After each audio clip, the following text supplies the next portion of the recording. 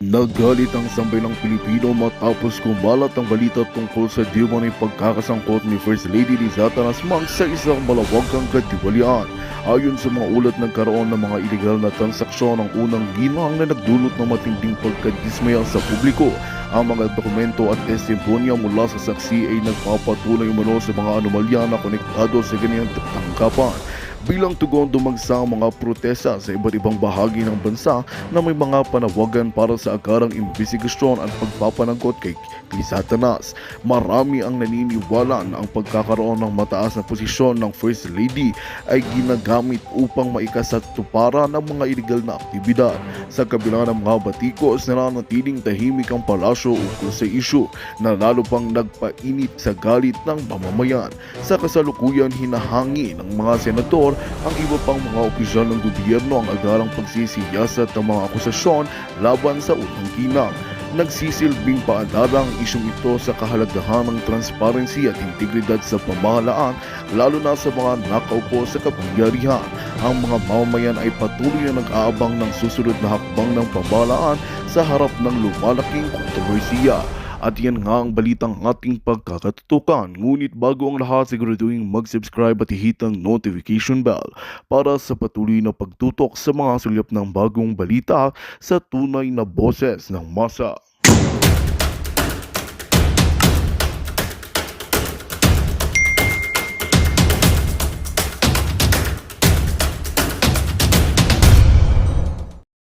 Base sa kanyang obserbasyon sa mga pangyayari. Dahil eto raw mga kababayan ang direksyon ng Marcos administration ngayon. Ang ipasakote ang mga Duterte. Panoorin po natin itong sinabi ni Harry Roque mga kababayan. Well, alam nyo naman po, nabiyak na ang unit team.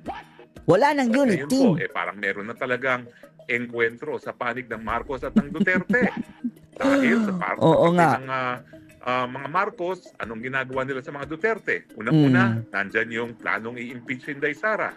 Impeach Sara. Nandyan yung planong ipakulong si Inday Sara at Kulong Sara. si Presidente Duterte. Kulong Duterte. At yung mga naging general na naging loyal kay Presidente Duterte, kasama na nga si Bato de la Rosa. Kulong si Bato. Nandyan yung sa akin. Kulong si Roque. Yung paninira sa akin at yung sinasabi na ako daw ay guilty ng syndicated human trafficking. Sino man tinira? Oh, syndicated human trafficking na walang piyansa. Oh. Naging kuno, excuse me. So ano nga ba ang mga scenarios ngayong mukhang nagbabanggaan ng mga higante sa larangan ng politika ng Pilipinas? Well, siyempre, Don't worry dahil mayroong alas ang mga Duterte mga kababayan eh. Etong bisyo daw di umano ni PBBM. Oh, kung lalantad ang lahat ng mga testigo mga kababayan, unang-una na itong si Cathy Binaga at kung marami pang magpapatunay ay siguradong yan ang magiging kryptonite ni PBBM. ang obvious scenario dyan, mananaig ang Marcos. Obvious scenario ha, yan ang tingin ni Roque. Base po yan sa obserbasyon ngayon mga kababayan sa pangyayari ngayon. Anong ibig sabihin? Pag nanaig ang Marcos, kulong ang ICC, ang Presidente Duterte, mai-impeach si Inday Sara at pwedeng makulong din. Kulong din si Sara. Makukulong ang Manscarpio at saka ang Pulong Duterte. Grabe! Si Kitty Duterte na lang ang hindi nila pwedeng ipakulong mga kababayan. Malay natin gagawan din nila ng issue dahil iba daw kasi kung mag-tripping eh. At baka makulong din si Harry Roque, Pati si Roque. ang tanging Duterte na hindi Duterte apelido. Adopted. May posibilidad na dahil nga pag nakulong si BP Sara at matanggal BP sa pagiging BP, mag-a-appoint ng Vice President. Si Tamba. Oh, grabe no. Napakawalang hiya na talaga mga kababayan no.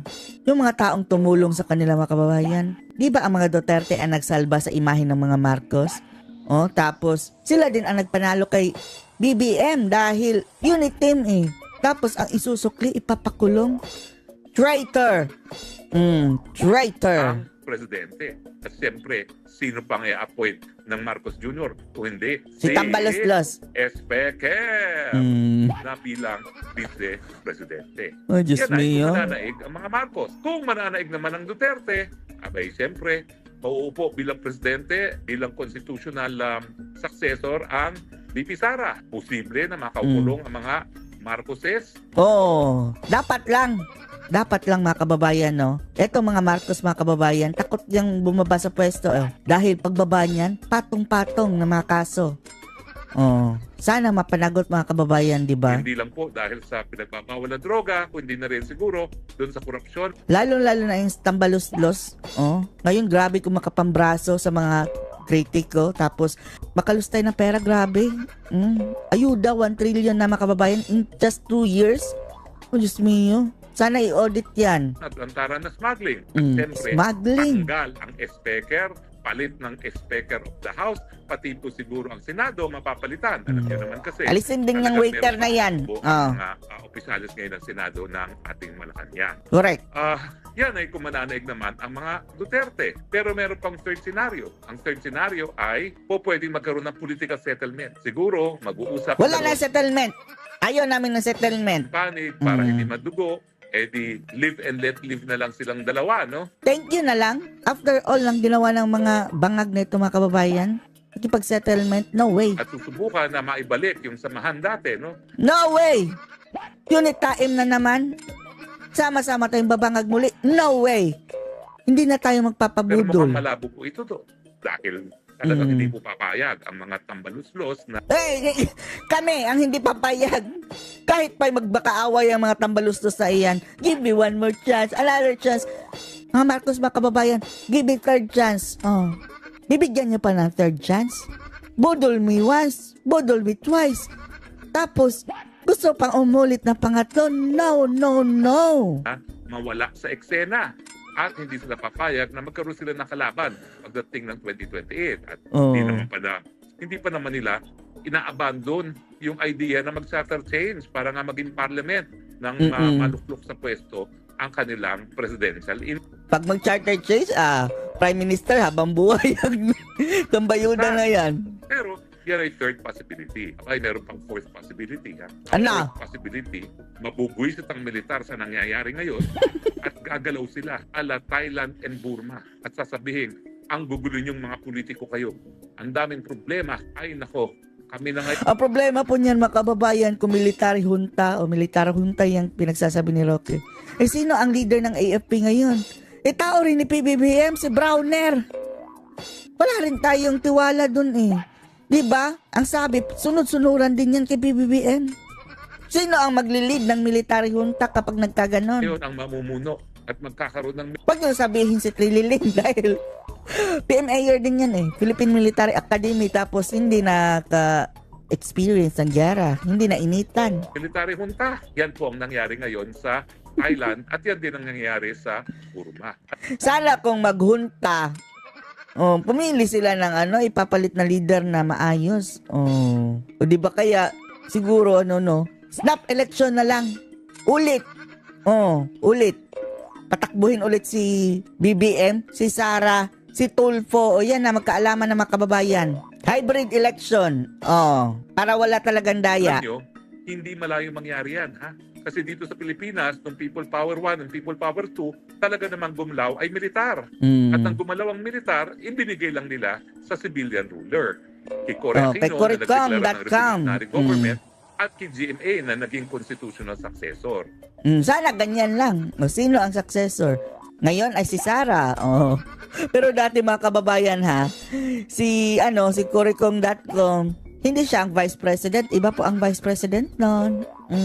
Pero hindi na ilagay ang vice president po mga kababayan. Pero alam niyo po, nung pinayagan natin Madisgrasya tayo kapag maghunta tapos maglagay dyan ng bagong presidente tapos ang ilalagay si Tamba. Tambaluslos. Hunta ulit. Smio. Ang gulo na ng bansa niyan. makialam ang militar ng First People Power, talaga pong sumunod na tayo sa yapak ng Thailand na nakikialam na ang military sa politika. So, meron din pong posibilidad na kapag ang militar ay nakialam, sila mamumuno at sila magbubuo ng military junta. Ibig sabihin, wala nang halal na opisyales at siguro magkakaroon na lang ng eleksyon na makaisabay sa 2028. O pwede bang magkaroon ng constitutional succession? Pwede namang siguro na dahil ayaw nilang hulaan ng buong daigdig, paupuin itong constitutional successor na si Inday Sara Duterte. Pero kung ito po talaga ay kudita, wala pong basihan na yung constitutional succession. Bakit? Kasi babaliwalain na nila yung saligang batas. So wala rin karapatan si Inday Sara Duterte na umasa na siya magiging constitutional successor. Kapag magkudita kasi mga kababayan yung militar ang mamimili. Or posible naman na parang Angie Reyes formula, no? Na Ano yan? okay, magwi-withdraw ng support ng militar, pero hahayaan nilang mag-take over yung constitutional succession at hindi magdedeklara ng revolutionary government. Ibig sabihin, tuloy-tuloy ang Senado at Kongreso, tuloy-tuloy ang Korte Suprema, ang magpapalit lang ay ang presidente. Pero sa tingin ko, malabong mangyari yan Kasi ang tingin ng military ngayon, base doon sa kanilang mga public statement, masyadong korap na ang Kongreso. Mantakin ninyo. Correct. Yung dating na mabalita na 10% SOP sa kalye at saka 5% na SOP sa building, ngayon daw, as high as 50%. 50% na. So ano pang matitirang budget para sa proyekto ng taong bayan? Ubus na.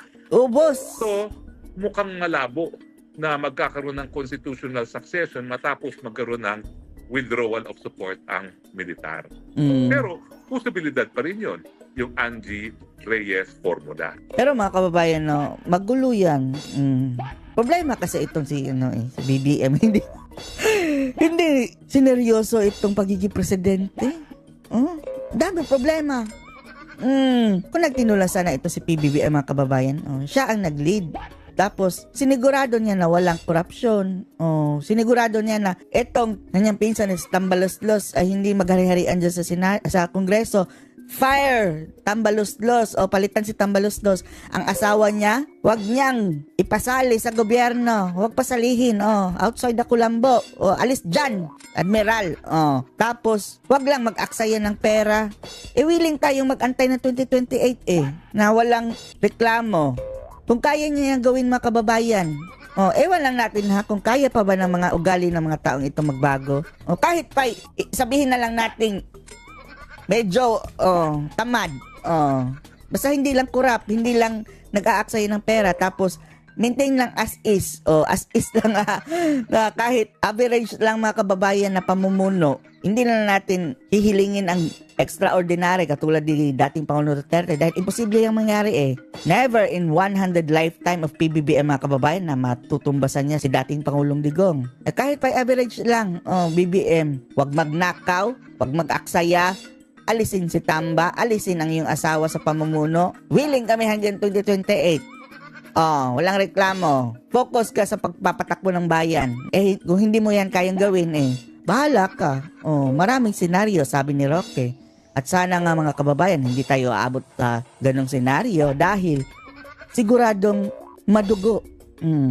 At ang bayan natin ang magiging apektado. Anong masasabi nyo dito mga kababayan? Post your comments below. Matinding bakbakan po ang nangyari kanina sa Senado mga kababayan sa pagitan nito si Vice President Inday Sara Duterte at ni Senator Riza Hontiveros. Dahil, isipin nyo na lang ang gusto nito si Hontiveros mga kababayan ay lumpuhin ang budget ni Sara para sa 2025 at gusto niya itong tapyasan dahil ang gusto niya na itong mga programa daw ni VP Inday Sara ay doon na lang hihingi sa DSWD. Kaya ang gusto ni Hontiveros mga kababayan, bawasan ng budget si VP Inday Sara Duterte. Ang sabi naman ni Sara, yan ang problema dahil ang budget dito ay pinopolitika. At wala na pong pagtitimpi si VP Inday mga kababayan. At direkta na po niyang sinampal ito si Riza Hontiveros. Panoorin niyo po. Iko-consider ba ng VP na i-lodge na lang yung mga budgets nitong mga programa doon na lang sa mga line agencies natin. Tapos, mag-request Hihingi na lang daw sa DSWD mga kababayan. na lang ang OVP ng allocation para in sync sa priorities ng executive department sa halip na magkaroon pa ng hiwalay pero magkatulad naman ang programa. Kaltasan ang budget ni We leave it Sara. to the discretion of all the members of Congress to decide on the budget. We can only propose a budget for the Office of the Vice President. Pero magbibigay po ako ng halimbawa kung ganun po ang gagawin natin. Tulad po ng AIX ng DSWD. Kapag meron po kaming nire-refer o binibigyan ng endorsement ng AIC sa DSWD. Kadalasan po nasagot sa amin ay hindi pwede dahil galing yan sa Office of the Vice President. Kalaban sa politika. Kalaban yan. Mm. Minsan po, totoo Kaya mahirap itong gusto ni Hontivirus mga kababayan na request ka na lang sa DSWD. Alam naman natin na DSWD hawak ni Marcos na natamba. Oh. Ano maaasahan mo? yan na pupolitika. Pupolitikahin. Assistance para sa ating mga kababayan. Kaya po, uulitin ko, ang mga tao naman kasi hindi sila tumitingin sa politika. Tumitingin lang sila na itong opisina na ito ay opisina ng gobyerno at pwede kaming humingi ng tulong doon. And so I go back to the oath that I shall do justice to every man at kaya po kami nandito at kaya po kami merong mga ganito na mga projects. Ang gusto po kasi ni VP Sara Duterte mga kababayan dahil mayroon siya opisina all over the Philippines. Marami pong pupunta doon. Alam nga naman sabihin mo, doon ka sa DSWD. So ano pang purpose nila kung wala silang maibigay? Kaya hinihingi niya na bigyan sila ng budget para hindi na pa lipat-lipat o hindi na nila itataboy yung mga tao na nandun. Medyo nagitla ako nung sinabing minsan pag may nire-refer ang OVP para sa AIX, ang feedback ay kalaban niyan. Dahil Madam Chair, I believe tayo sa Kongreso when we approve. As if hindi totoo, Hontivirus, as if hindi totoo na pinopolitika. Ikaw nga dyan namumulitika. The budget, merong implicit na assumption tayo doon na executive. Let me make a rebuttal. Go. Another example of Sarah. politicizing the budget of the government. Ito pong sinabi ni Senator Risa Hontiveros na at the proper time should make a motion to lodge the budget, the requested budget of the OVP to the other agencies. Let me just quote Senator Risa during the Akbayan Congress. Akbayan Congress. Rallyista yan si Risa mga kababayan kasama niya nila Renato Babalu. Naging senador. Alam ko po na ang daming kalat ni Duterte na hirap tayong linisin. Ang kadiliman noong panahon niya ay talaga namang nanuot sa ating lipunan para mansa na napakahirap tanggalin. At habang ang anak niya ay may kapangyarihan pa, hindi magiging madali ang ating laban. While VP Sara is in power, the threat of a full-blown Duterte comeback is still a very real and present danger. For one, they are supported by one major superpower, China. So that is an example of politicizing the budget of the government. Si Risa, i-deny mo yan. Nakunan niya ng video, Risa Hontivirus. Diyan pa lang sa pronouncement mo, alam na namin na aatakihin mo si Sara Duterte sa budget dyan sa Senado. May we request, Madam Chair, that Senator Risa Hontiveros repeat the last question. I will certainly... First blood! First blood si Risa Madam Chair, Hontivirus. repeat my question dahil walang kinalaman sa kasasabi lang ng VP ngayon. Alam nating lahat na miyembro ng iba't ibang partido. Ano walang kinalaman? May dual personality ka ba? Iba bang Risa Hontivirus ang nagsabi doon sa akbayan? Di ba? Ikaw din yan Kaya nga in-explain ni Sara mga kababayan na napupolitika itong budget sa gobyerno. Ikaw na, namumulitika, gusto mong kaltasan ang budget ni Sara? Yung speeches natin sa ating mga kamiyembro sa mga party congresses ay hiwalay. Hiwalay! Ilan bang Risa Hontivirus? May kakambal ka ba? O dalawa ba ang utak mo? Dalawang personality Na siguro mga kababayan. Event dito sa budget debates. So, dalawang mukha, balingbing. I really take exception dun sa sinabi ni VP na rebuttal iyan dahil halimbawa ito sa politicizing. Rebuttal. Abogado pala si Sara Hontivirus. Samantalang ikaw, ano ka? Rallyista. Hindi yan abogado mga kababayan Tinanong tungkol sa China o kahit sino pa mang ibang bansa dito sa budget Pero hearing binanggit na to. mo, I am Virus. asking, propose an amendment Propose siya ng amendment mga kababayan para tapyasan ng budget si not Sara. be accepted by the chair and by the colleagues para nga mas i-align ang mga kaperahan natin lalo na't Concern sa masikip pera ang fiscal Waldacera. space Yung issue mo sa PhilHealth, bilyones yun, hungas. natin dun sa mga appropriate programs sa appropriate agencies na malayang-malaya ang OVP makipag-partner sa kanila tulad ng sino pang opisina sa executive. Ang tanong ko po ay ilang mga libro ng isang kaibigan ay bibilihin at i-distribute.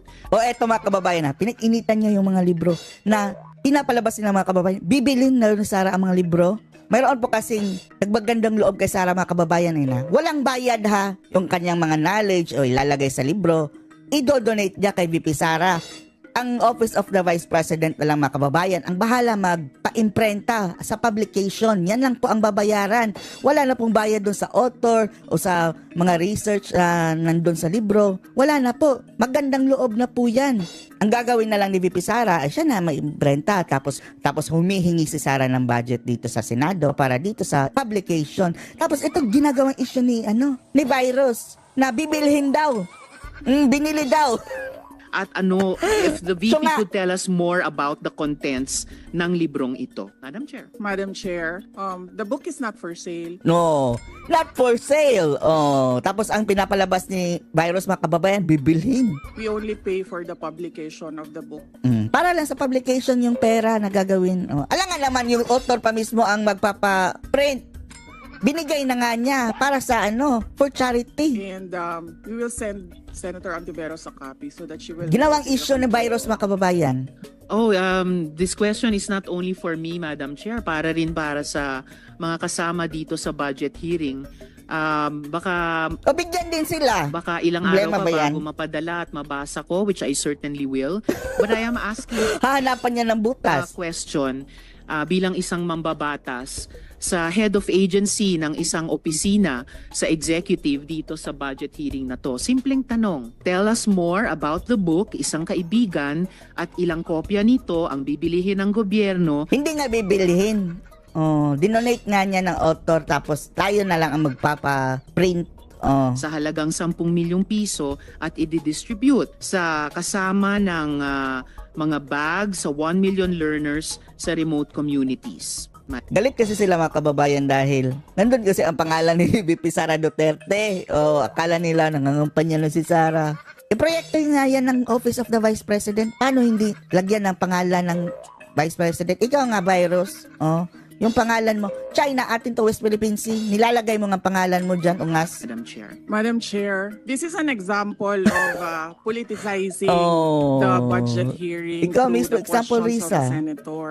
Ang problema niya kasi, nakalagay yung pangalan ko doon sa libro. At yung libro na yan, ibibigay namin doon sa mga bata. At yung mga bata na yan, may mga magulang na boboto. At yung pangalan ko ay nagkalat doon sa kung saan man ibibigay yung libro. Madam Chair, we commit to send tomorrow everyone in this room a copy of the book. Good! Madam Chair, hindi ko maintindihan yung ugali ng ating resource person. Ugali lang rin It is a simple question. Sampal yun kay Risa, mga kababayan. Atake na siya, no?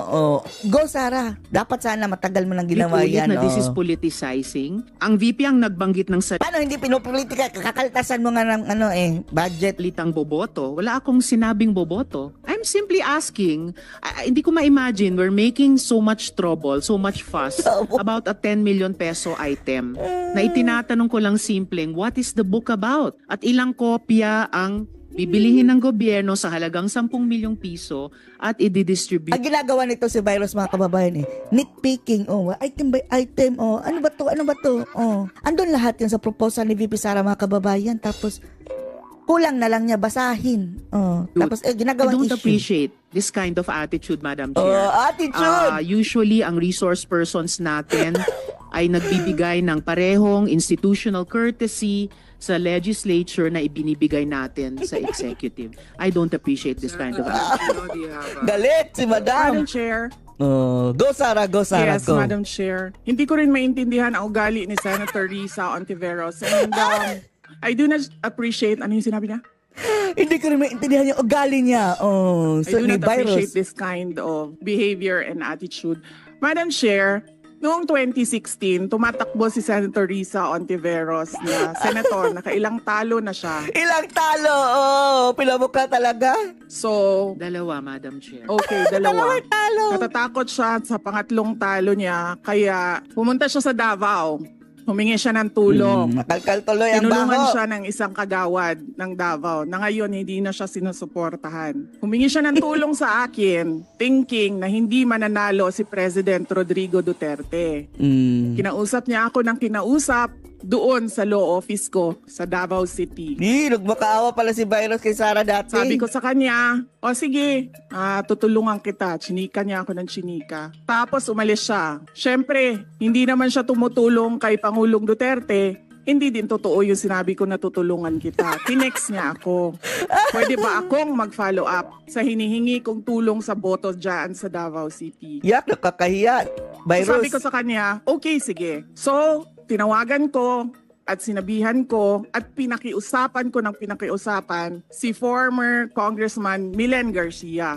Sabi ko sa kanya, in-explain ni Sara dito mga kababayan kung paano mamulitika itong si Virus. Dahil, sabi niya, ano sinasabi mong pamumulitika? Oh, eto. Kong, tulungan mo ito. Bigyan mo na lang ng ilang barangay mo at ilang mga leaders mo. Ayaw pa siya tulungan ni former Congressman Milen Garcia. Pinakiusapan ko ulit, Kong, please tulungan mo na lang. Nanalo na siya at nung nanalo siya, anong ginawa niya? Siya ang pinakaunang umatake kay President Rodrigo Duterte. Anong tawag sa ugaling ganito? Manggagamit, traidor, hudas. With the Virus. due respect to our resource persons and also our Malba si Grace po mga This doesn't kababayan. really- I understand there's history among all of us here. But I think that we should really stick to the budget, and I think this is just being very objective. I would like to ask also, since we're going to be furnished a copy tomorrow, we can look at it and evaluate Hindi kaya kasi gawin si Sara. Takot din si what Grace the po, content no? of the book is. Mm. But maybe just a general, we won't ask line by line, ano ba yung libro na yan. But tell me, is it Oh, see? Line by line kasi. Itong si Virus mga kababayan. for good manners and right conduct? That's fine. Is it science? Is it history? So maybe just a general one, so we can just answer it. Because Ano daw I tungkol ang libro? understand that every office will have its own advocacy and initiative. So, but then, I don't think it's also wrong for us to be curious what it is about. So just a general one. Any of the undersecretaries can tell me what the topic of the book is. Madam Chair, the explanation is in the title, Isang Kaibigan. It's about friendship. Oh, self-explanatory naman pala. Nasa pamagat isang kaibigan. About friendship. Okay, then that's for the record. It's about friendship. So palpal si Madam Grace Chair, po din Mr. mga kababayan. Okay. So kung sana ganun yung naging sagot sa simula pa. 'Di ba? Napakasimple. Simpleng tanong, dapat simpleng sagot. Nagkwento Simple, anong simple dyan, Virus? Ang pinag-uusapan dyan, tatapyasan mo ng budget, ungas. pa ng kwento Dapat, balahurain ka din Kulang pa nga yan, na Virus sinabi dati Oh. na walang Saktan kinalaman ang virus. sa tanong ko. Just for the record, budget hearing po ito. Hindi po lahat about you. Ang hininging budget niya, mga kababayan, overall ni Madam Sara is nasa 2.1 billion lang. Basta 2 billion lang po mga kababayan. Kasali na dyan ang kanyang security, kasali na dyan ang kanyang opisina, sweldo ng mga, lahat ng kanyang mga tauhan. Lahat ng kanilang expenses sa opisina. Tapos, etong kanyang mga hinihingi mga kababayan na para sa charity o mga pamimigay sa mga nangangailangan na nagpupunta sa kanilang opisina. 2 billion lang. Gusto pang tapyasan ni Virus. Kaya pumalag si Sara Tapos, etong kinaayuda ni na Tambaluslos, 591 billion mga Magandang balita ang hatid namin sa inyo ngayong araw. Sa pagtatapos ng aming balitaan, nagbigay kami ng mga mahalagang impormasyon. Maraming salamat sa pagtutok at pagsuporta sa aming programa. Huwag kalimutang manatili sa mga susunod na araw para sa mga bagong balita at mga kwento na dapat nating abangan.